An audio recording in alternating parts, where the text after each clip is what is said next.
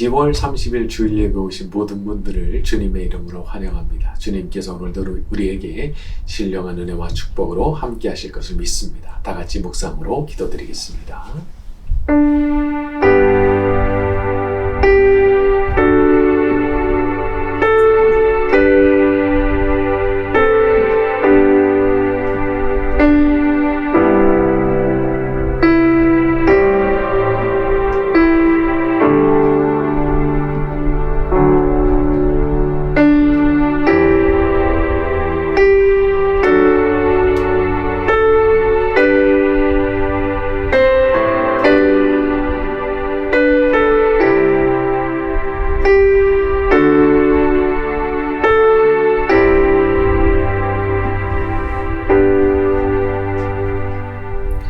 은혜로우신 하나님 아버지, 저희가 이 시간 아버지를 사모하며 이 자리에 나와 있습니다. 이 예배 자리 가운데 함께 하셔서 주의 얼굴빛을 비추어 주시옵시고 주님을 만나 배옵는 것으로 말미암아 저희의 심령 가운데 새로운 생기가 흘러 들어오는 것을 보게 하여 주시옵소서. 예수님의 이름으로 기도드렸습니다. 아멘.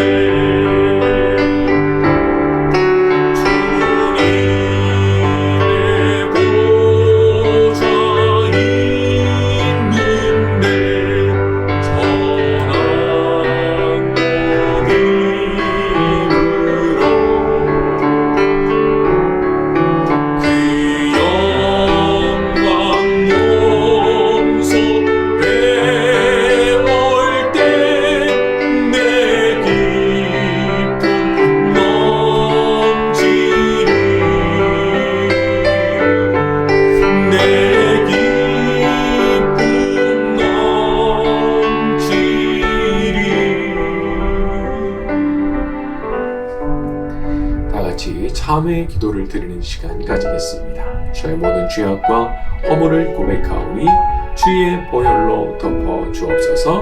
다 같이 동성으로 기도합니다.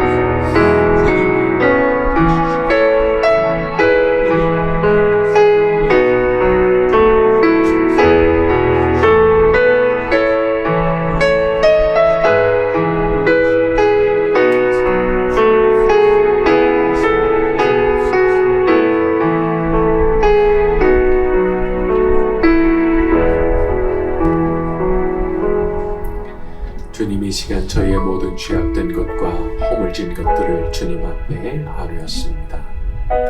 저희 자신의 능력으로 어떻게 할 수가 없는 것들이기에 주님 앞에 아뢰었고 겸손히 고개를 숙였사오니 주 예수님의 자리 가운데 친히 찾아오셔서 주의 그 거룩한 보혈로 저희를 덮어주시옵시고 그 보혈의 능력으로 말미암아 저희의 더럽혀졌던 모든 것들이 눈과 같이 희어지는 것을 보게 하여 주시옵소서. 예수님의 이름으로 기도드렸습니다. 아멘. 네, 우리 교동문 시편 같이 낭독합니다. 여호와께 감사하라. 그는 선하시며 그의 인자하심이 영원하미로다. 이제 이스라엘은 말하기를 그의 인자하심이 영원하다 할지로다. 이제 아론의 집은 말하기를 그의 인자하심이 영원하다 할지로다. 이제 여호와를 경외하는 자는 말하기를 그의 인자하심이 영원하다 할지로다. 내가 고통 중에 여호와께 부르짖었더니 여호와께서 응답하시고 나를 넓은 곳에 세우셨도다. 여호와는 내 편이시라. 내가 두려워하지 아니하리니 사람이 내게 어찌할까. 여호와께서 내 편이 되사 나를 돕는 자들 중에 계시니 그러므로 나를 미워하는 자들에게 보응하시는 것을 내가 보리로다. 여호와께서 피하는 것이 사람을 신뢰하는 것보다 나으며 여호와께 피하는 것이 고관들을 신뢰하는 것보다 낫도다. 너는 나를 밀쳐 넘어뜨리려 하였으나 여호와께서는 나를 도우셨도다. 여호와는 나의 능력과 찬송이시요 나의 구원이 되셨도다. 아멘.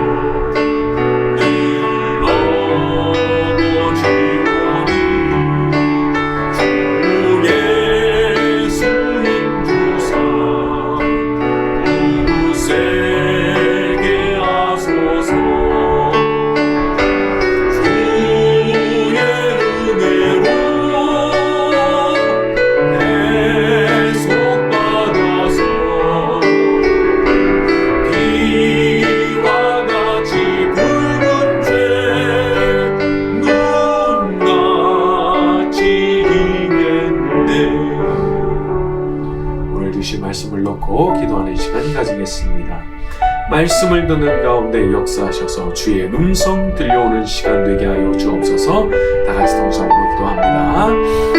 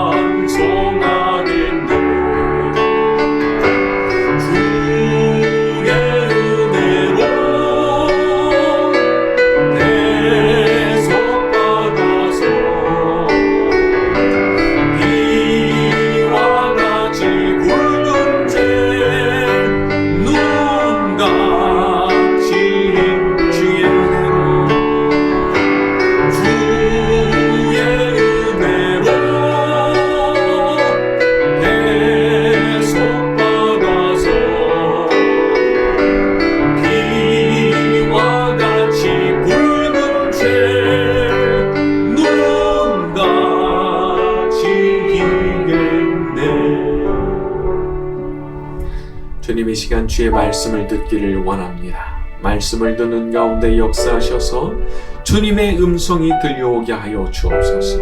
고민하던 모든 문제들이 말씀을 듣는 가운데 해결되기를 원합니다. 말씀을 듣다가 질병의 치유가 일어나게 하여 주시옵시고, 몸과 마음을 괴롭히던 모든 악한 것들이 떠나가게 하여 주시옵시고, 하나님의 성령으로 충만해지는 것을 경험하게 만들어 주시옵소서. 예수님의 이름으로 기도드렸습니다. 아멘. 좌우로 인사합니다. 잘 오셨습니다. 고맙습니다. 광고 말씀드립니다. 11월 7일에 11월을 올려드리는 새벽 기도회가 진행이 될 예정이고요. 11월 20일에는 추수감사 예배 겸 성찬식이 진행될 예정입니다. 러시아와 우크라이나 전쟁의 종식을 위해서 기도를 부탁드리고, 교회에 필요한 일꾼들인 기도자, 전도자, 헌금자, 예배 참석자를 위해서, 또 박용웅, 최영미, 윤은호 선교사님 위해서 기도를 부탁드리겠습니다. 지난 시간 우리는 용이 바다에서 올라온 첫 번째 짐승에게 권세를 주고 능력을 주었다라는 부분까지를 다뤘습니다. 오늘은 그 짐승에 대한 얘기가 이어지게 되죠. 자, 요한계시록 13장 6절부터 10절까지 쭉 갑니다. 짐승이 시작. 짐승이 입을 벌려 하나님을 향하여 비방하되 그의 이름과 그의 장막 곧 하늘에 사는 자들을 비방하더라. 또 권세를 받아 성도들과 싸워 이기게 되고 각 족속과 백성과 방언과 나라를 다스리는 권세를 받으니 죽임을 당한 어린 양의 생명책에 창세 이후로 이름이 기록되지 못하고 이 땅에 사는 자들은 다 그 짐승에게 경배하리라. 누구든지 귀가 있거든 들을지어다. 사로잡힐 자는 사로잡혀 갈 것이요 칼에 죽을 자는 마땅히 칼에 죽을 것이니 성도들의 인내와 믿음이 여기에 있느니라. 자, 이 짐승이 이제 대대적인 핍박을 감행하는데 6절에 보게 되면 하나님을 비방하고 하늘에 사는 자들을 비방했다라고 했습니다. 하늘에 사는 자들을 비방하더라. 자, 그런데 여기 하늘에 사는 자들이라고 하는 표현이 어떤 표현과 반대되는 표현이냐 하면 땅에 사는 자들이라는 표현과 반대가 되는 표현입니다. 땅에 사는 자들. 자, 이전에 우리가 봤던 대로 이 땅에 사는 자들이라고 하는 사람들은 두 선지자가 죽었을 때 서로 기뻐하면서 예물을 주고받던 그런 사람들이죠. 그러니까 여기 나오는 하늘에 사는 자들이라고 하는 것은 사탄의 세력에게 속하지 않고 하나님께 속해서 살아가는 바로 우리 같은 사람들을 뜻하는 겁니다. 그런데 이 용과 짐승이 하늘에 사는 그 사람들을 비방을 하고 아주 핍박을 했다는 거죠. 자, 그런데 10절에 보면 사로잡힐 자는 사로잡혀 가고 칼에 죽을 자는 죽을 것인데 성도들의 인내와 믿음이 여기에 있다라고 말씀했습니다. 자, 이건 말하자면 이 땅에 사는 성도들이 많은 고난을 당하게 될 것이다, 그런 얘기죠. 이런 짐승과 같은 권력자가 나오게 되면 말입니다. 자, 그러나 결국 성도들은 인내해야 되고 자기의 믿음 지키는 일을 해야 된다, 그런 뜻입니다. 믿음. 그렇게 고난 당하는 가운데도 사로잡혀 가기도 하고 죽기도 하고 그런 가운데서도 믿음을 지켜야 된다, 그 말씀을 해주고 있는 거예요. 우리는 우리의 믿음을 어떻게 생각하느냐 하면 우리 자신의 육신의 생명보다도 더 귀중하게 생각하는 사람들입니다. 왜냐하면 다가오는 내세의 삶, 우리의 육신의 죽음 이후의 그 삶의 그 운명을 뭐가 결정하냐면 믿음이 결정한다고 보는 사람들이기 때문에 그런 거예요. 믿음이 있느냐 없느냐, 믿음을 지키느냐 놓쳐버리느냐에 따라서 그 영원한 세계의 운명이 달라지기 때문에 우리는 이 믿음 자체를 우리의 육신의 생명보다도 더 귀한 길로 생각하고 살아간다는 거예요. 물론 이런 것들을 우리 스스로의 힘으로 다 이겨내야 된다고 하면은 우리가 어떻게 이런 것을 이겨낼 수가 있겠습니까? 그러나 이런 부분은 누가 힘을 주시느냐 하면 성령께서 힘 주시는 겁니다. 성령께서. 이상하게 담대해져요. 이상하게 용기가 나와요. 이상하게 내가 딴 사람처럼 말하고 딴 사람처럼 행동해요. 그래서 내가 원래 그런 사람이었나 싶을 정도로 이상한 담대함이 우리들에게 생겨나게 된다는 겁니다. 그런데 이런 것들이 어떻게 생겨나게 되는 거냐? 성령께서 그렇게 만들어 주시는 거예요. 만들어 주시는 거. 자, 우리 안에 들어와 계시는 성령께서는 중요한 순간이 되면, 정말 절대절명의 순간이 되면 확실하게 당신의 존재를 드러내시는 경우가 많습니다. 그러니까 평소에는 안 계신 것 같아요. 잘 모르겠어요. 그런데 너무 중요한 순간, 정말 생사를 가르는 것이 다가오는 그런 순간이 딱 되잖아요. 그냥 번개같이 나타나시는 거예요. 번개같이 나타나시는 거예요. 그래서 우리가 우리 안에 성령님을 모시고 살기 때문에, 그래서 우리가 위기를 만나게 돼도 안심하고 살아가게 되는 겁니다. 나는 나를 못 믿지만 성령님은 믿을 수 있잖아요. 내가 나를 보면 믿을 수가 없어요. 얼마나 변덕이 죽고 듯하고 하루에 12번도 마음이 더 바뀌는 사람인지 너무 나 자신을 믿을 수 없는데 성령님은 믿을 수 있잖아요. 성령님은.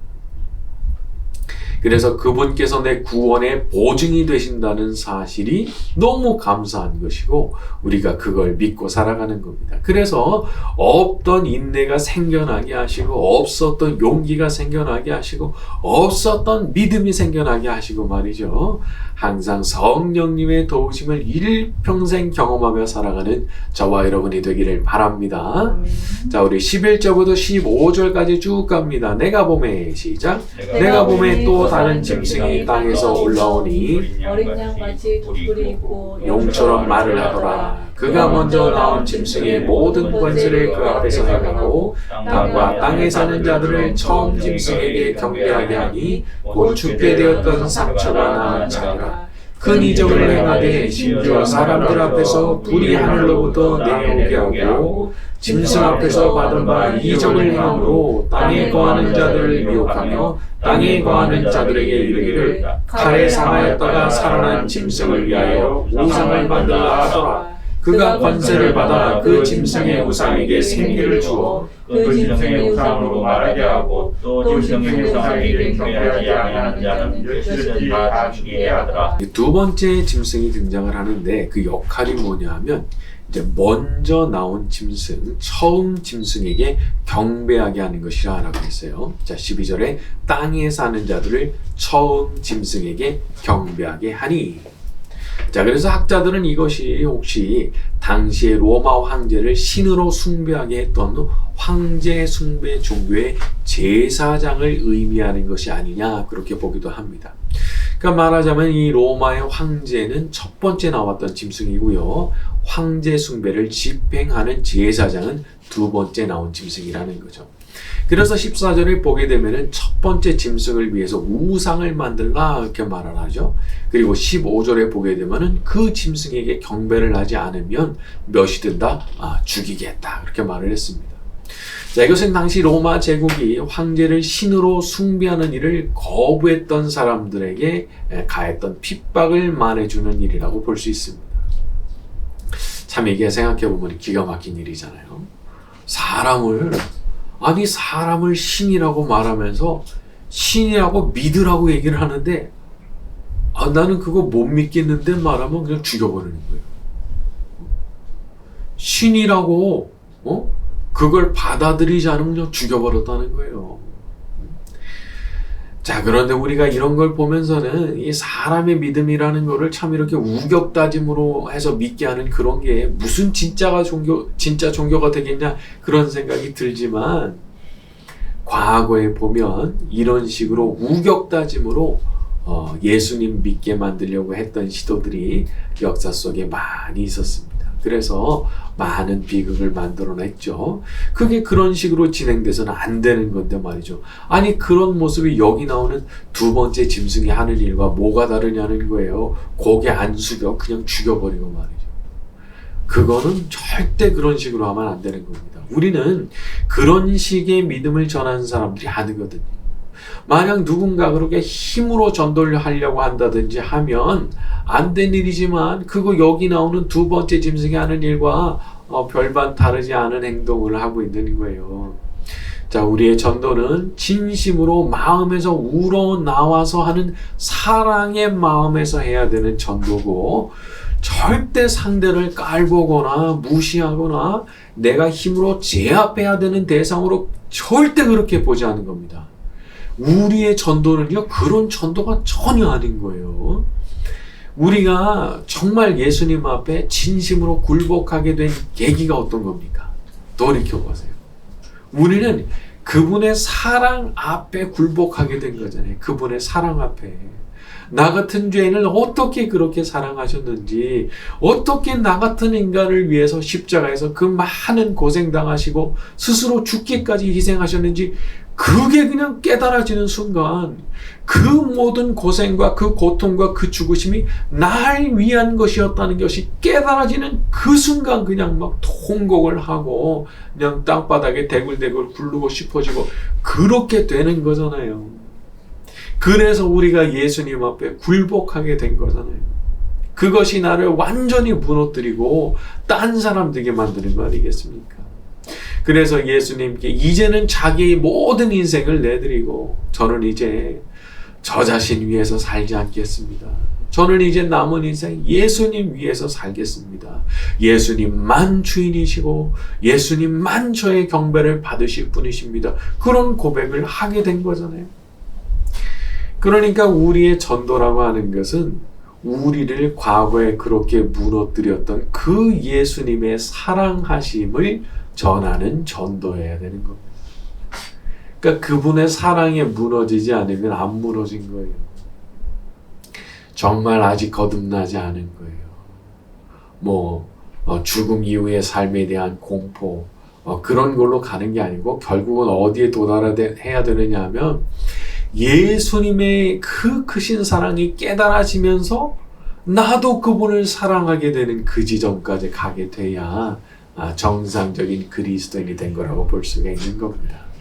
그리고 그럴 때 우리의 전도를 통해서 우리 예수님의 영광이 드러나게 되는 거죠. 자, 우리 16절부터 17절로 갑니다. 그가 시작. 그가 모든 자 곧 작은 자나 큰 자나 부자나 가난한 자나 자유인이나 종들에게 그 오른손에나 이마에 표를 받게 하고 누구든지 이 표를 가진 자 외에는 매매를 못하게 하니 이 표는 곧 짐승의 이름이나 그 이름의 수라. 자, 거기까지요. 자, 그 이름의 수라. 자, 이제 또 핫 이슈가 되는 부분이 등장을 합니다. 이 두 번째 짐승에 하는 조치가 있는데 오른손이나 이마에 표를 받게 하고 이게 없으면 매매를 못하게 한다는 겁니다. 자, 그래가지고 바코드라는 것이 처음 등장을 했을 때 이게 바로 짐승의 표다 그런 식으로 해석한 분들이 많았죠. 그래가지고 베리칩 찾고 신용카드 쓰면 안 된다고 그랬단 말이에요. 자, 그런데 요한계시록은 한 시대만을 위한 책이 아니거든요. 그러니까 예수님 이후로 이어지는 모든 시대를 위한 책이거든요. 그래서 역사의 이 종말의 역사 안에 반복되고 반복되는 일의 본질을 지금 가르쳐 주시는 그런 책인데 아니 바코드가 언제 나온 거예요? 20세기 되어서야 나오게 된 거잖아요. 그러면 20세기가 되어서야 짐승의 표가 나오게 된 거냐? 아니라는 거예요. 왜냐하면 과거에도 이런 일들이 있어 왔기 때문입니다. 여기서 매매를 못하게 했다는 것은 경제적으로 타격을 입히는 건데 사실 여기 요한계시록에 등장하는 서머나 교회나 빌라델비아 교회도 궁핍 해지는 환란을 겪었다고 그랬죠. 이거 똑같은 종류라고 볼 수 있는 겁니다. 경제적으로 아주 극심한 타격을 입히는 거예요. 예를 들어서 상인 조합에 이렇게 속해서 살아가고 있는데 조합에서 방출을 해버린다든지 배제를 시켜버린다든지 그러면은 얼마나 심각한 타격을 입는 거예요. 근데 그런 식의 타격을 그때도 입혔거든요. 그래서 여기 나오는 매매를 못하게 하는 그런 것이 굳이 그렇게 바코드나 신용카드를 의미하는 것이 전혀 될 수가 없다는 겁니다. 그리고 더 나아가서 우리 계시록 20장 3절과 4절에 보게 되면은 예수님 믿는 사람들의 이마에 새겨지는 표가 나오거든요. 그거 한번 가서 찾아볼게요. 자, 다시 저주가 없으며 시작. 다시 저주가 없으며 하나님과 그 어린 양의 보좌가 그 가운데 있으니 그의 종들이 그를 섬기며 그의 얼굴을 볼 터이요 그의 이름도 그들의 이마에 있으리라. 자, 여기까지요. 자, 보면은 4절에 그의 이름도 그들의 이마에 있으리라. 그러니까 예수님의 이름이 예수님 믿는 사람들의 이마에 적혀 있을 거라는 거예요. 자, 여기 짐승이 오른손이나 이마에 표를 받게 했다고 했는데 이쪽 22장에 보니까 예수님께서 그 이마에 그 이름이 적히게 하신 사람들이 있었다는 거죠. 그러니까 이게 뭐예요? 서로 딱 대조가 되는 그런 장면인 거죠. 한쪽에는 오른손이나 이마에 짐승의 표를 받은 사람들이 있고 또 다른 쪽에는 예수님의 이름이 거기 적혀 있는 사람들이 있었다는 거예요. 그래서 이것은 자기 자신이 영적으로 어떤 쪽에 속한 사람인가를 드러내는 표시가 되는 거지. 이게 신용카드를 쓴다든지 바코드를 쓴다든지 뭐 베리칩을 뭐 이렇게 뭐 이식을 한다든지 그런 거랑 관련이 사실상 있을 수가 없다. 이렇게 말씀을 드리는 겁니다. 자, 우리 18절로 갑니다. 지혜가 있으니 시작. 지혜가 여기 있으니 총명한 자는 그 짐승의 수를 세어보라. 그것은 사람의 수니 그 수는 666이니라. 자, 666. 이제 그 유명한 666이 여기 나옵니다. 그래서 여기 바코드가 666이다. 이제 그런 말이 나오기도 했던 거죠. 자, 그런데 학자들은 여기 나오는 666이라고 하는 것은 게마트리아라고 알파벳에 매겨진 숫자로 내용을 표기하는 방식이라 그렇게 봐요. 자, 히브리어나 헬라어는 이 알파벳마다 고유의 숫자가 매겨져 있는데 그 숫자를 가지고 어떤 이름을 표시를 하는 거죠. 그래서 폼페이의 어떤 낙서를 보게 되면은 나는 이름이 545인 그녀를 사랑한다. 그런 낙서가 써 있다고. 이제 그런 식으로 사람의 이름을 이제 숫자로 표현을 했다는 거죠. 자, 그러면 이 숫자가 666이 나오는 것이 도대체 누구의 이름이냐? 학자들은 대체로 이것이 네로 황제를 가리킨다고 봅니다. 왜냐하면 시저 네로의 헬라어 이름을 히브리어로 음역한 다음에 숫자를 모두 합치게 되면 이게 666이 나온다고 해요. 자, 네로와 같은 사람, 이 요한계시록의 첫 번째 짐승에 해당하는 그런 사람들은 그때뿐만 아니라 지금도 계속해서 나오는 겁니다. 네로, 히틀러, 스탈린, 뭐 우리가 이름을 다 댈 수가 없을 만큼 수많은 독재자들이 영적으로는 여기에 해당할 수가 있는 거예요. 특히 기독교를 박해하고 기독교를 말살하려고 하는 그런 정책을 폈던 사람들이 다 여기에 속하는 겁니다. 여러분, 사람이 다 같은 사람이 아닙니다. 영적으로 보게 되면 하나님과의 관계가 완전히 단절돼 있고 아예 사탄의 종이 돼서 사탄의 수하에서 오른팔 노릇하는 사람들이 존재하는 거예요. 그리고 이런 사람들이 결국 사람들을 추종자를 모으고 이렇게 숭배받는 방식이 뭐냐면 결국 능력을 통해서 숭배받거든요. 능력. 죽은 것 같았는데 다시 살아난 그 능력. 마치 예수님께서 죽으셨고 부활하셨던 그 모방하는 것 같은 그런 강력한 능력을 보여주면서 사람들을 끌어모읍니다. 여러분, 우리가 정말 필요하다면 능력도 구해야 됩니다. 왜냐하면 필요하니까요. 생존에도 필요하고 하나님 영광을 위해서도 필요하다면 능력을 정말 구하세요. 하나님은 그럴 수 있는 그 능력과 권한이 있으시잖아요. 하나님께서 능력을 주시면 받는 거니까. 그러나 동시에 아울러 겸손도 구하셔야 됩니다. 성공 앞에서도 잘 되고 나서도 항상 낮은 자리를 찾아 들어가서 앉을 수 있는 그런 겸손을 같이 구해야 돼요. 그리고 모든 일에서 나의 주님께 영광을 돌리기 원합니다. 그 고백을 항상 가지고 가셔야 됩니다. 사람이 잘 되면 한마디 하고 싶은 사람이 되더라고요. 누군가를 자꾸 가르치고 싶어하는 말이 많아져요. 근데 그래서는 안 되는 거고 성공 앞에서 오히려 입 다무는 거예요. 성공 앞에서 애맞지 않는 거예요. 평소에 늘 하던 대로 낮은 자리 찾아가서 앉는 겁니다. 그리고 남들 앞에 말 많이 하지 않는 거예요. 그래서 나의 하나님께서 모든 영광 받으시게 되기를 그렇게 바라는 요셉도 다니엘도 얼마나 그 모범이 되는지 그 큰 성공 앞에서도 절대 교만하지 않아요. 항상 기도해요. 눈물 흘릴 줄 아는 사람이에요. 용서할 줄 아는 사람이에요. 얼마나 아름다운지. 그래서 우리가 능력 외에도 항상 겸손이라는 것을 한쪽에 늘 가지고 살기 위해서 정말 몸부림치고 분투를 해야 되는 것이고 또 그런 태도를 가지고 살아갈 때 우리의 주님께서 진정으로 영광 받게 되실 줄로 믿습니다. 자, 오늘 말씀 여기까지 하고 찬양 같이 합니다. 이 땅 위에 오신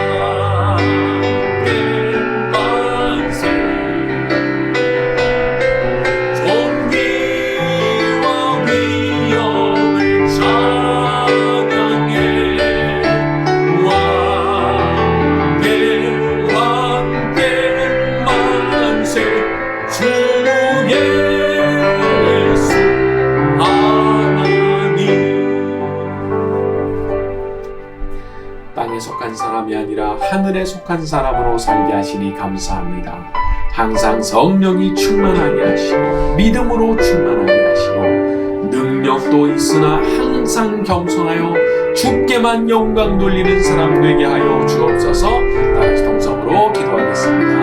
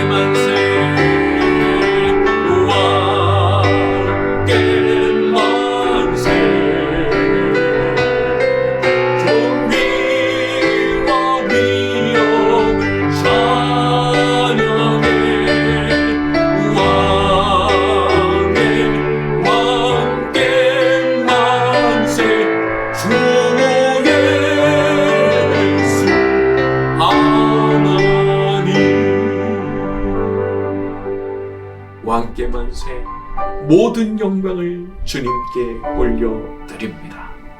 일평생 믿음으로 살아가게 하여 주시옵시고 날마다 성령 하나님의 도우심을 힘입어 살아가는 저희 모두가 되게 하여 주시옵소서. 이 시간 자신의 마음과 정성을 담아 예물을 드리는 분들이 싸우니 기억하여 주시옵시고 하늘의 신령한 복으로 이 땅의 기름진 복으로 100배의 축복으로 갚아 주시옵소서. 성삼위 하나님께서 모든 영광 받으시기를 소원하오며 예수님의 이름으로 기도드렸습니다. 아멘. 지금은 우리의 구주가 되시는 예수 그리스도의 은혜와 하나님 아버지의 무궁하신 사랑하심과 오늘도 함께 하시는 성령님의 감화, 감동, 위로, 교통, 충만하심이 이 자리에 모이는 모든 이들의 머리 위에 지금부터 영원까지 함께 있을지어다. 아멘.